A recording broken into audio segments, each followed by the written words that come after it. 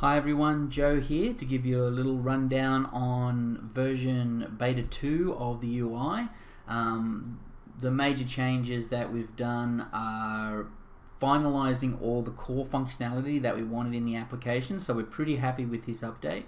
Our next sprint is going to be more along the lines of polishing certain things like links not highlighting correctly and all that kind of stuff, but ultimately the application does function as it's meant to. And we've got everything in there that we wanted for launch. So we've actually added a community section which has things like general discussions where you can raise faults as well as any mod requests. These are more like a chat notice board, so you can pop it in here. But we've also included the ability inside of the instance to scan for errors. Now the instance here says that there's no errors. I can even look at the logs directly on the server from here, and as we can see, it's ready for the connection. I could create a fault from here if I wanted to. Let's call it Joe's test. And now you want to leave a detailed description of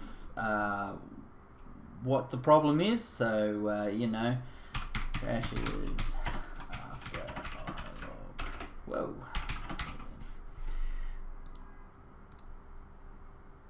And if I click on report an error, if we go to community faults, we can see that the error is actually in here and it's been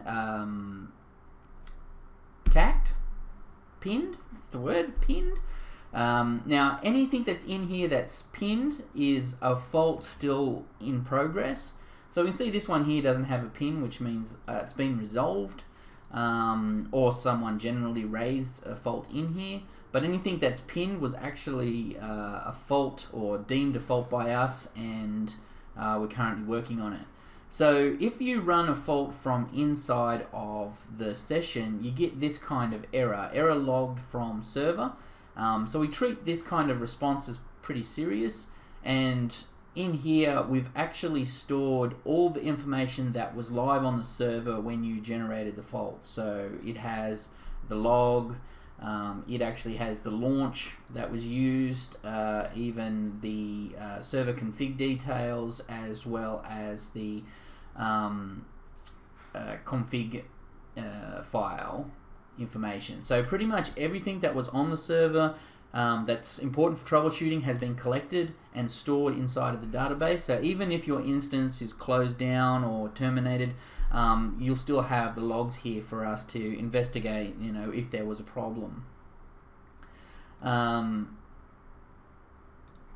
If we go back to the instance, what we've also done here is we've moved around the buttons on the your server panel.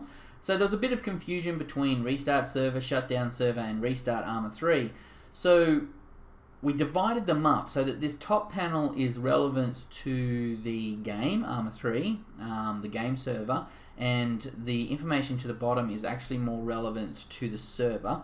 Obviously this patch Armor 3 is more for Armor 3, however it will affect the server, and it's something that we didn't want people to accidentally push, because it will warn you that the process can take anywhere from 10 to 15 minutes. Now we do keep the all the Armor instances as up to date as we can, but if you are one of those really unlucky people that manages to launch this seconds before a patch comes out, then you can actually manually patch the server yourself just by clicking on that button.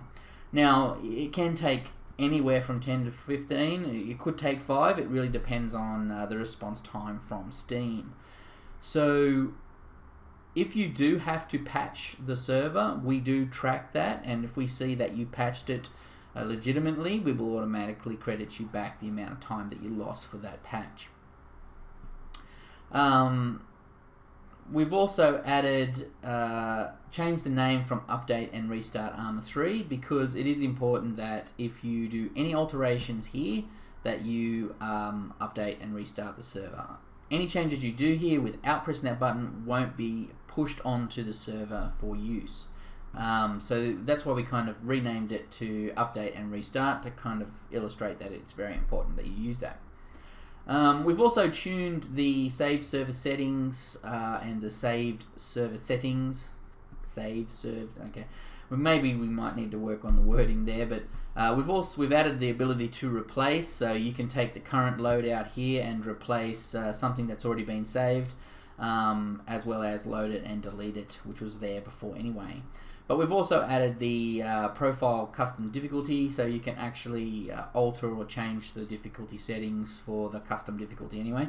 And it's also important to note that anything that you save will also store this information. So if I was to enable these two here, and then I saved it as test, so I just quickly reset, so you can actually see that they've been reset to disabled.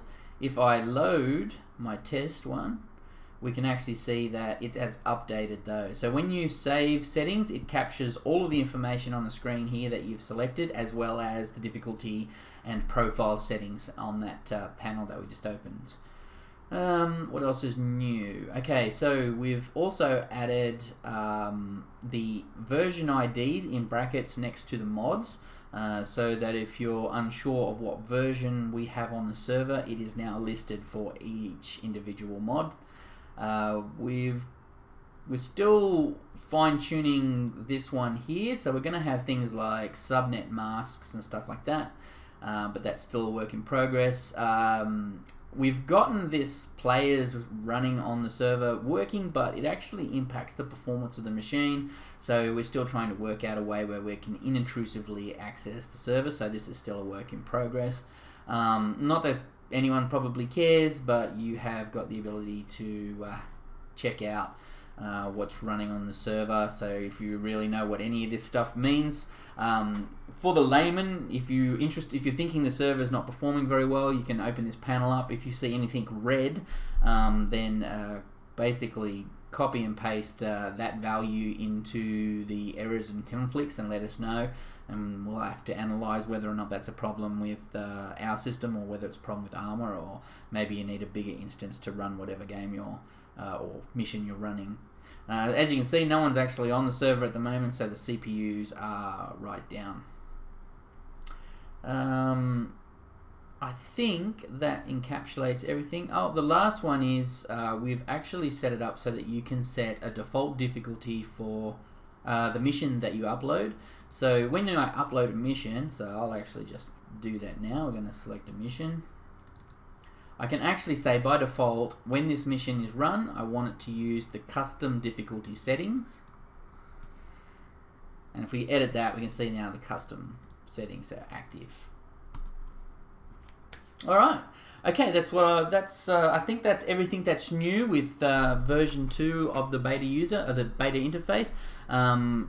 We're gonna put together some short videos on how to do things, or I guess short tutorials. This video is just more about a general overview of all the different changes that exist inside of the application. Okay, well, I think that's it, and I will see you guys next time.